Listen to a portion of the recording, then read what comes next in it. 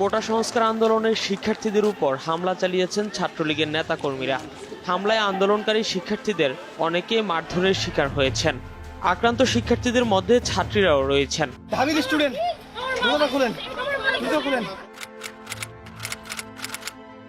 যদি আমি জুলাই 24টা একটু রিকল করার চেষ্টা করি, 17 তারিখ সকালে হচ্ছে আমরা মানে ডিউর স্টুডেন্টরা বিশেষ করে হল থেকে বের হয়ে ভিসি চত্বর গেছিলাম ভিসির পদত্যাগ বা হচ্ছে কোটার আন্দোলনটাকে ব্যাপকভাবে ছড়ানোর জন্য।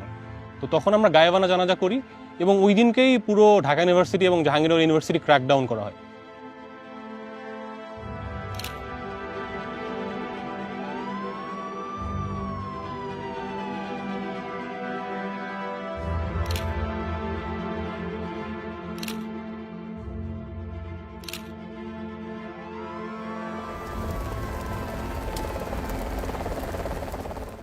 হয়তো এটাই শেষ, মানে কোনো মোমেন্টাম পাচ্ছি না, মানে সবকিছু কেমন নির্জীব লাগছে, কিছু হচ্ছে না, কি হচ্ছে বুঝতে পারছি না। মানে এই আন্দোলনটাও হয়তো নিরাপদ সড়ক আন্দোলনের মতো এইভাবেই থামিয়ে দেওয়া হবে। তো 18 তারিখ সকালবেলা উঠে আমি ফেসবুকে ঢুকে দেখি যে all ice on BRAC university, all ice on Uttara. So পুরো ঢাকা শহর তখন প্রাইভেট ইউনিভার্সিটির ছেলে মেয়ে দখলে ছিল।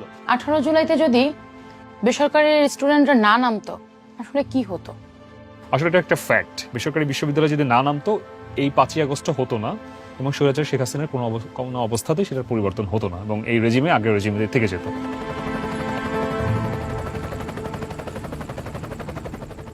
কোটা সংস্কার আন্দোলনের একটা বড় পার্ট ছিল যারা পাবলিক ইউনিভার্সিটিতে পড়ে, যারা হচ্ছে মানে সরকারি চাকরি বা সরকারি চাকরির জন্য পরীক্ষা দিবে বা বিসিএস ক্যাডার হবে বা বিসিএস এর জন্য পরীক্ষা দিবে।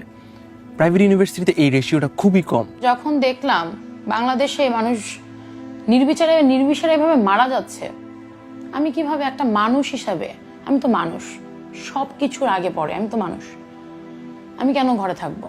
একজন মানুষ হিসেবে সে যখন বাংলাদেশে জন্মগ্রহণ করে তার কিন্তু এই দেশের প্রতি একটা দায়বদ্ধতা অটোমেটিকলি তৈরি হয়ে যায়। যখন এই আন্দোলনের সময় আমরা দেখতে পাচ্ছি যে আমার দেশের মানুষকে মারা হচ্ছে, আমার ভাইদেরকে মারা হচ্ছে, ঢাকা ইউনিভার্সিটি আমার বোনদের রক্তে রঞ্জিত করে দেওয়া হচ্ছে, এই সময় আসলে একজন প্রাইভেট ইউনিভার্সিটি স্টুডেন্ট বলেন আর যে কোনো সাধারণ মানুষ বলেন, তারা কিন্তু চুপ করে বসে থাকতে পারবে না। আমরা দেশের স্বার্থে নেমেছিলাম, আমরা আসলে আমাদের ভাই, আমরা আসলে প্রাইভেট পাবলিক এইভাবে করিনি, মানুষ আমাদের ভাই, দেশের নাগরিক, তাদের জন্য আমাদের নামা লাগবে। একটা মানুষ যখন একটা সত্য জিনিস নিয়ে লড়াই করতে নামে তখন তাকে দাবিয়ে দেওয়া হচ্ছে বা দাবিয়ে দেওয়ার চেষ্টা করা হচ্ছে। তো এইটা যখন আসলে ওরা বারবার চেষ্টা করছে যে না দাবাই দিই, ও কথা বলছে গলা চেপে ধরি, আমরা না তত বেশি আরো ফুয়েল পেয়েছি, আমরা আরো দ্বিগুণ শক্তিতে আসলে ঝাঁপিয়ে পড়েছি।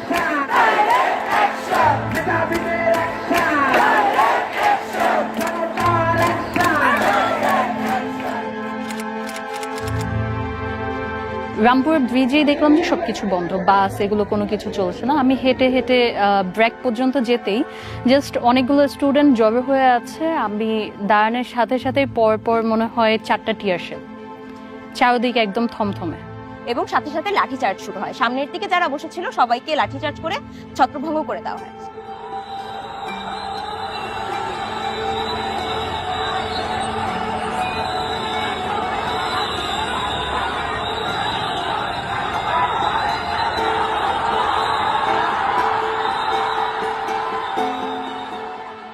তারা হচ্ছে ওই সাউন্ড গ্রেনেড বা স্মোক গ্রেনেড থ্রো করছে, স্মোক গ্রেনেডের উপর দিয়ে তারা হচ্ছে 2টা লাঠি বাড়িয়ে দিচ্ছে। এরকম মানে প্রথমে এরকম একটা ছোট ধাওয়া পাল্টা ধাওয়া হয়েছে, এক পর্যায়ে এসে তারা হচ্ছে ফুল ফ্লেজেডলি রাবার বুলেট বলেন বা প্যালেট গান বলেন সেটা ইউজ করা শুরু করছে। ক্যানাডিয়ান ইউনিভার্সিটি এবং ব্র্যাক ইউনিভার্সিটি কাছাকাছি, সেদিক থেকে পুলিশের ধাওয়া পাল্টা ধাওয়া আসছে এবং তারা অগোচর অকপট এরকম ফায়ার করতে করতে আসছে। পাশে কোনো লোকজন ছিল না, লোকজন দাঁড়াতেই পারবে না, তারা ফায়ার করতেছে।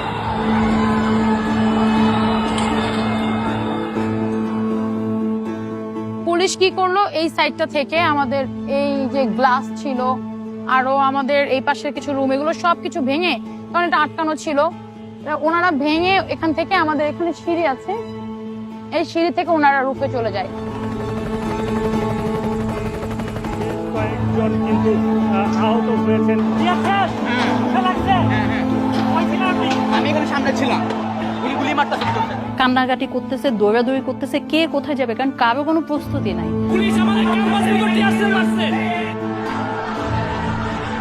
ব্রাকের সামনে থেকে অনেক ছেলেপেলেরা এত আহত হয়ে গেছে, এত রক্ত, হাঁটতে পারছে না। একটা ছেলে একটা লাঠি কোন রকম রাস্তায় পেয়েছে, ওটা দিয়ে ভর দিয়ে হাঁটছে, তারপরে সে রাজপথ ছাড়ছে না।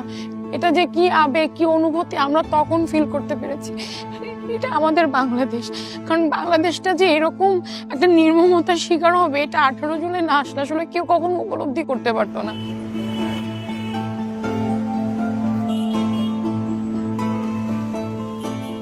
জুলাই উত্তরায় রীতিমতো গণহত্যা চলছে।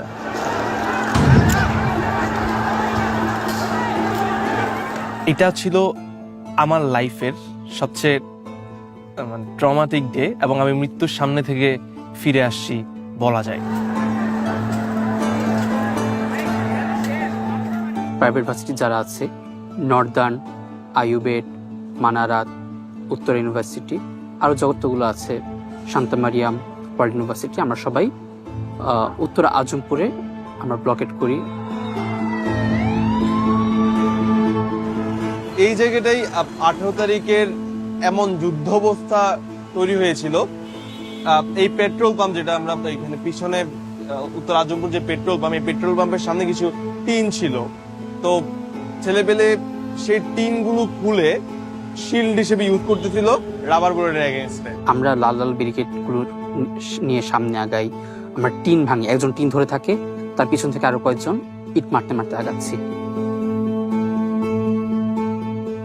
আমাদেরকে দেখে চারপাশ থেকে আমাদের ভাইরা আসছিল, সেই মুহূর্তে পুলিশ আমাকে ফোকাস করে গুলি করে।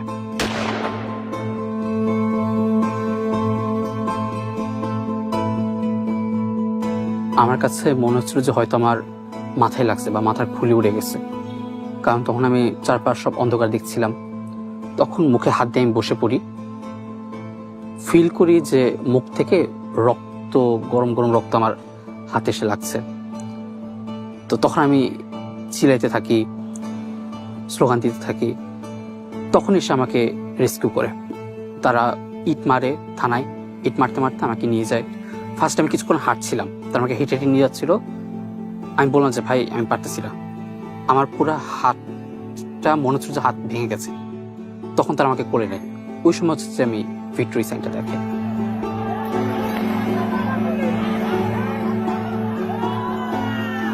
মেডিকেল সেন্টারে যখন হচ্ছে হামলা বেশ মাঝামাঝি পর্যায়ে বারবার আমাদের আক্রমণ করা হচ্ছে, বারবার স্টুডেন্টরা মেডিকেল সেন্টারে এসে ফার্স্ট এইড নিয়ে আবার রাস্তায় নেমে যাচ্ছে। তো আমরা যখন মেডিকেল সেন্টারে ঢুকি তখন আমি দেখতে পাই যে আমার সাথে যে সহযোদ্ধারা আছে সবার পুরো শরীর হচ্ছে ঝাঁঝরা হয়ে গেছে পেটাল বুলেটসে। গোলাগুলির এই খবরের একটু পরে আমরা দেখতে পাই একটা স্ট্রেচার, যেটা হচ্ছে একটা মানুষ শোয়া, এবং তার উপরে যেই ছেলেটার কাঁধে একটা পতাকা ছিল সেই পতাকাটা তার মুখের উপর দেওয়া। তো হুট করে ফোন আসলো যে ব্র্যাকের ভিতরে নাকি লাশ ঢুকছে। ব্র্যাকের অথরিটি বললো, আমি বললাম যে আমি তো দেখি নাই। তখন বললো তুমি মেডিকেল সেন্টারের সামনে যাও। যখন মেডিকেল সেন্টারের সামনে গেলাম তখন দেখলাম একটা নিথর দেহ পড়ে আছে এবং তার উপরে বাংলাদেশের পতাকা দেওয়া। তখন আমি বুঝে গেছি ওটা জিল্লুর রহমানের লাশ।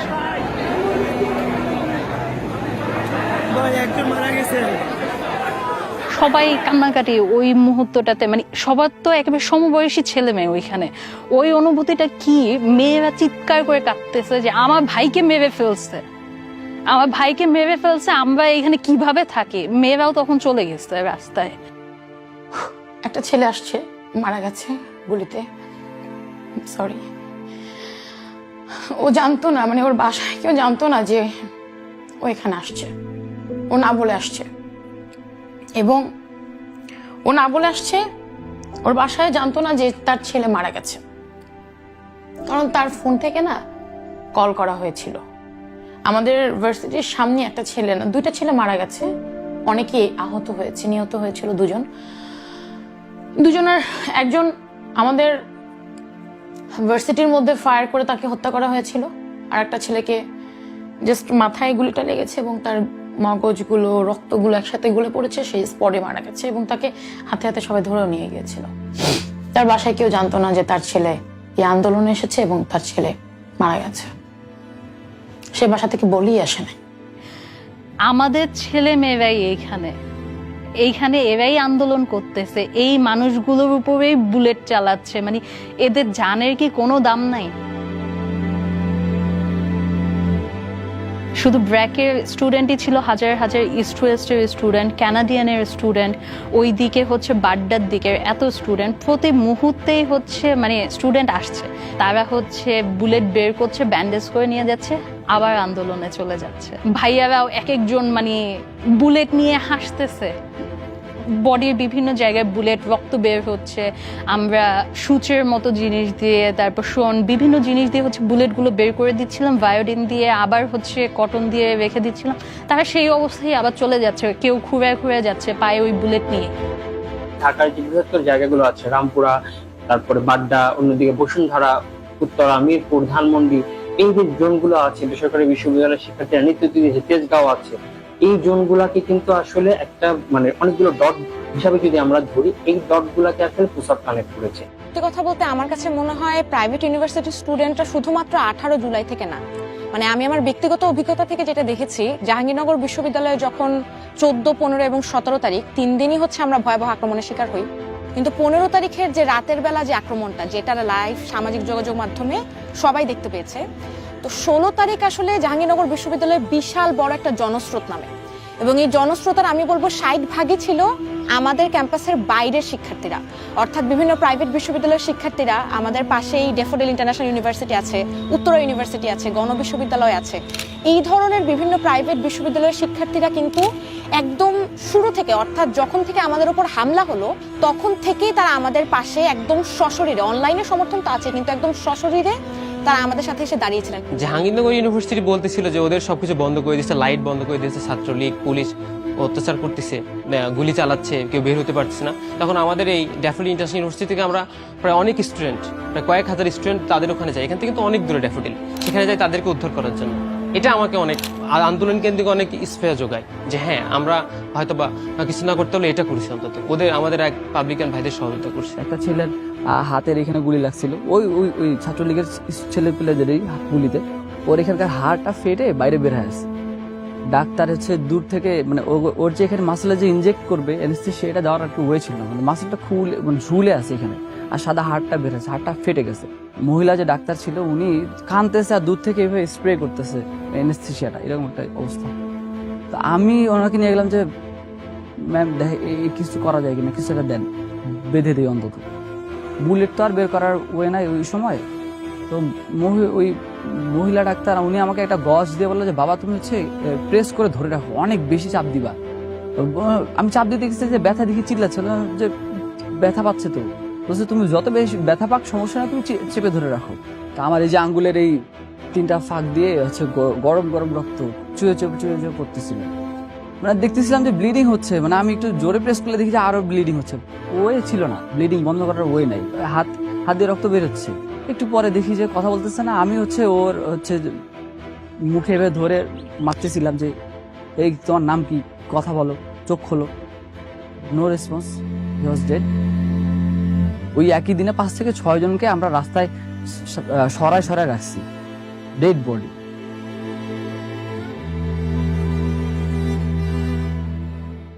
আমরা যখন 18 তারিখ আন্দোলন শেষ করে বাসায় ফিরি, বাসায় গিয়ে দেখি যে মানে পুরোপুরি ইন্টারনেট শাটডাউন হয়ে যাচ্ছে ধীরে ধীরে। তখন হচ্ছে মোবাইল কানেকশনও মানে ডাটা কানেকশনও চলে যাচ্ছে, এবং বাসায় যে ওয়াইফাই লাইন ছিল সেটাও চলে যাচ্ছে। একটা বড় ব্যাপার হচ্ছে আপনি দেখবেন কিনা প্রাইভেট ইউনিভার্সিটির ছেলেরা কখনোই মানে কি বলবো যে ডিসকানেক্টেড ছিল না। এটা রিজন হচ্ছে যখন অনলাইন বন্ধ তখন আমরা কয়েকটা আইপি অ্যাড্রেস পাইতাম আমাদের এখানে, যে এই আইপি অ্যাড্রেসে ঢুকেন আমরা সবগুলো ফুটেজ দেখতে পাই কে কোন, এবং আমরা চ্যাট করতাম আইপিতে, কারণ তখন জাস্ট ওয়াইফাইটা মানে বন্ধ ছিল। বাট এই যে আইপি যেরকম আমরা যেরকম এফটিপি সার্ভার গুলো ইউজ করি, এরকম সার্ভার ইউজ করতাম। আমরা কন্টিনিউয়াস মানুষকে ফোন দিতাম দেশে, এবং সেখান থেকে আমরা বিভিন্ন অ্যাপস এর মাধ্যমে স্কাইপ, ইওলা এই টাইপের অ্যাপসগুলোর মাধ্যমে আমরা ফোন দিতাম, এবং হচ্ছে নর্মাল নেটওয়ার্কে ফোন দিতাম, ইন্টারনেট যেহেতু ছিল না। সেখান থেকে ইনফরমেশন যা পেতাম সাথে সাথে আমরা এটার আপডেটটা দিতাম। এভারকেয়ার হসপিটালে আমি যখন যেতাম ওইখানে অনেকে দেখা যেত যে বিভিন্ন সময় আমি যারা আহত ছিল তাদেরকে নিয়ে যখন যেতাম, দেশের বাইরে থেকে তাদের আত্মীয় স্বজনকে দেখতে আসতো। এদের সাথে একটু সম্পর্ক স্থাপন করে এদের কাছে একটা পেন ড্রাইভ দিয়ে আমি আমার যত ভিডিও করা ছিল সবগুলো আমি দিয়ে দিতাম। এই কাজটা আমি করতাম সবসময়। আমি 5 জনকে ফোন দিচ্ছি এবং 5 জনকে ব্রিফ করছি যে আপনি আরো 5 জনকে ব্রিফ করবেন। মানে এইভাবে আসলে একটা ইন্টার কানেকশনের মাধ্যমে আমরা সবগুলো ডিপার্টমেন্ট সবগুলো যারা আছে আর কি সবাইকে কানেক্ট করেছিলাম। তো এরপরে আমরা হচ্ছে মানে ট্রাই করতেছি বিভিন্ন ইউনিভার্সিটির গ্রুপগুলাতে খুঁজতেছি যে এই গ্রুপগুলোতে কারা বেশি পোস্ট দিচ্ছে, এদের সাথে যদি আমরা কানেক্ট করতে পারি তাহলে হচ্ছে ওই ইউনিভার্সিটিটাকে আমাদের সাথে পাবো। এবং গ্রুপগুলোর মজা হচ্ছে কিছু সাংকেতিক নাম দিতাম, যে খেলার মাঠ, ময়দান, এই টাইপের লেখা দিতাম, যাতে করে আমরা জানতাম তো পুলিশ তখন চেক করতে পারে এবং চেক করে যাতে কোনো কিছু না পায় ওরকম ভাবে। সো ওই গ্রুপগুলোর মাধ্যমে সবসময় তথ্য জানিয়ে দিতাম। সো এটা কিন্তু অনেক বড় জিনিস, গোটা ওয়ার্ল্ডে আমি জানি না, বাট এই যে জুলাই অভ্যুত্থানে প্রাইভেটের যদি কোনো স্টেক দেওয়া লাগে এই জায়গাটাতে এইটা এইভাবে তুলে আনা লাগবে যে আইপি অ্যাড্রেসের মাধ্যমে সব বন্ধু, বাট আমরা কমিউনিকেটেড আছি, আমরা জানি যে নাহিদ কি বলছে, আমরা জানি যে আসিফ কি বলছে, ওরা আসলে কোথায় আছে বা আমাদের কি স্টেপ নেওয়া লাগবে। কমিউনিকেটেড কিন্তু আমরা সবসময়ের জন্য রয়ে গেছি।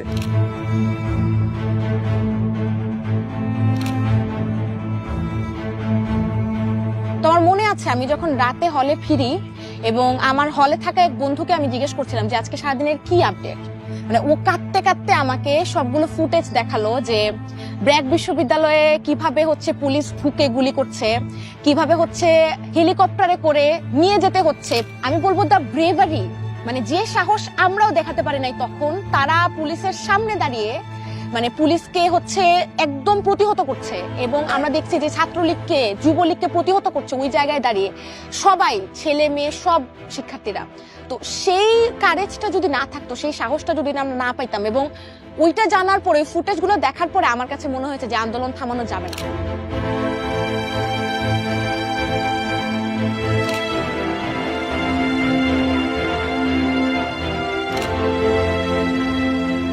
আপনি যদি বলেন আমার তো কোনো স্বার্থ ছিল না, আমাকে কেউ টাকা পয়সা দেয়নি, আমি অট্টালিকা করব না, আমার বাবা মা আমাকে পড়িয়েছে তাদের কষ্ট অর্জিত টাকা দিয়ে, আমি খেয়েছি, পড়েছি, ঘুমাইছি, আড্ডা দিয়েছি, এর বাহিরে তো আমার আর কোনো কাজ ছিল না। পুরোটাই হচ্ছে একদম গ্রাসরুট লেভেলের আন্দোলন। সবাই নিজের জায়গা থেকে নিজের তাগিদে নিয়ে এসেছে, কোনো ব্যক্তির ডাকে বা কোনো নেতার ডাকে বা কারো ব্যক্তির স্বার্থ এখানে আসলে ছিল না যখন আমরা আন্দোলনে নেমেছি।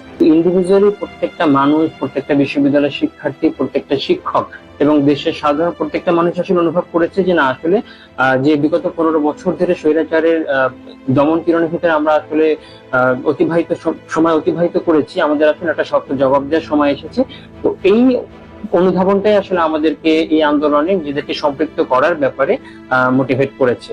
যখন আমরা জানি আমরা সবাই ফুল ফোর্সে নেমে আসলে আমরা একটা সাকসেস পাবো, সেই জন্যই লাস্ট সুযোগটা ছিল প্রাইভেট স্টুডেন্টের জন্য। আমরা প্রাইভেট স্টুডেন্টরা শেষ সময় পর্যন্ত নামি এবং আলহামদুলিল্লাহ আমরা আসলে 5ই আগস্টের সেই বিজয়টা, কাঙ্ক্ষিত বিজয়টা আসলে অর্জন করি।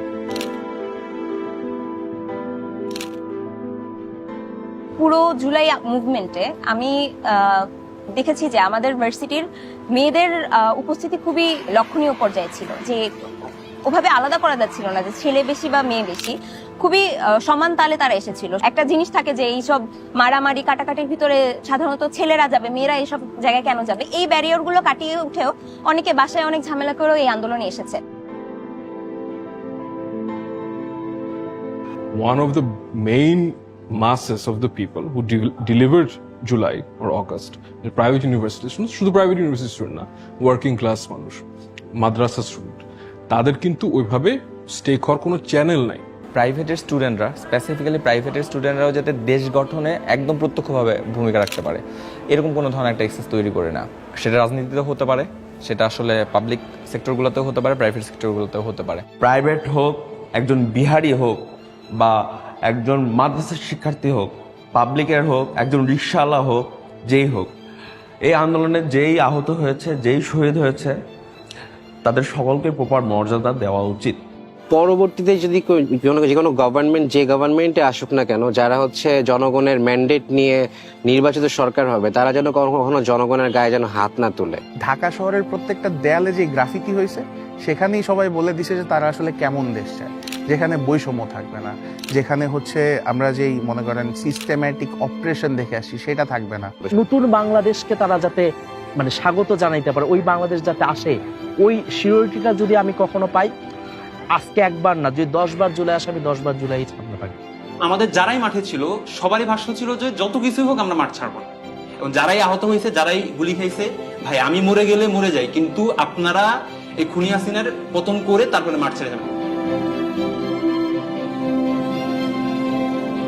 আম্মুকে ভালো করে না বলে আমি চলে আসছি। জাস্ট আসার সময় আমার ছোট বোনকে বলে আসছি যে আম্মুকে দেখে রাখিস, আর আমার যদি লাশ আসে এই লাশ আমাকে কত না পর্যন্ত এই লাশ যেন দাফন না করে।